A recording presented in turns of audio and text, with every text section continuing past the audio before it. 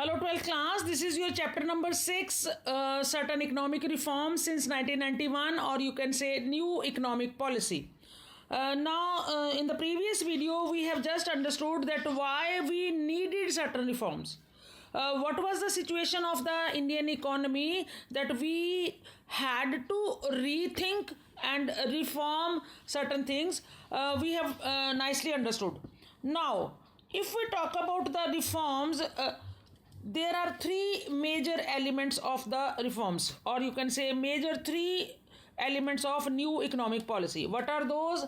One, liberalization. Second, privatization. Third, globalization.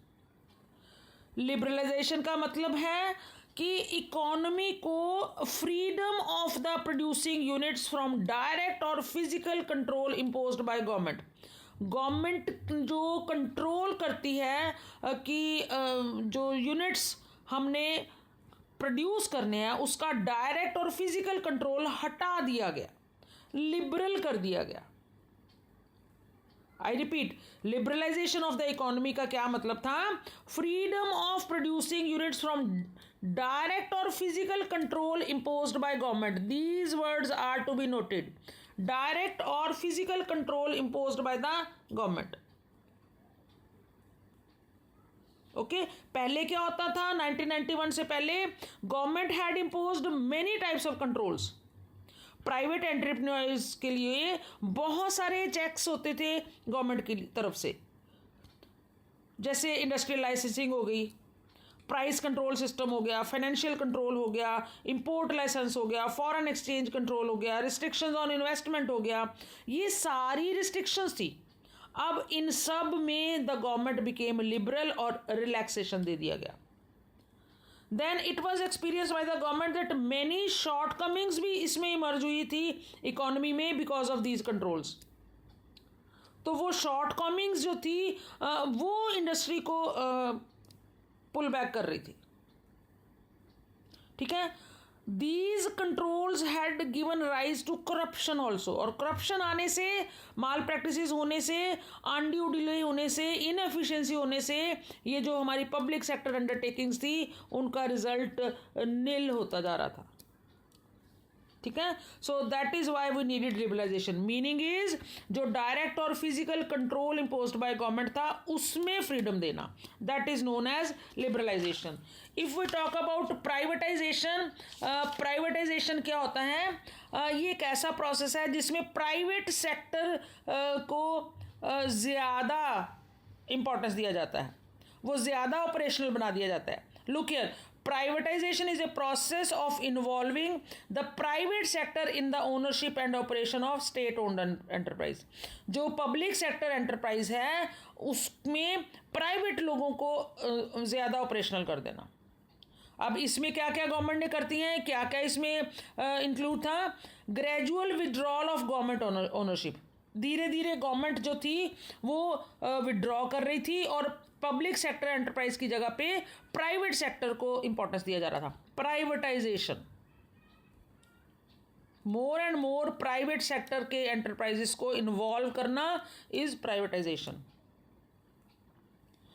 Outright sale of government enterprise जो थी वो private entrepreneurs को किया जा रहा था. Withdrawal of government ownership and management from mixed enterprise वो भी किया जा रहा था. ठीक है, अब प्राइवेटाइजेशन की ज़रूरत क्यों पड़ी? क्योंकि जो हमारा इंडस्ट्रियलाइजेशन का प्रोसेस था that was initiated during second 5 year plan. As all of you know कि second plan was focused on rapid industrialisation. और 1956 में हमने एक रेजोल्यूशन जो था वो तैयार किया था जिसमें पब्लिक सेक्टर अंडरटेकिंग की सिग्निफिकेंस को समझते हुए उनको ग्रोथ और डेवलपमेंट के प्रोसेस में उनको मेजर रिस्पॉन्सिबिलिटी दी गई थी.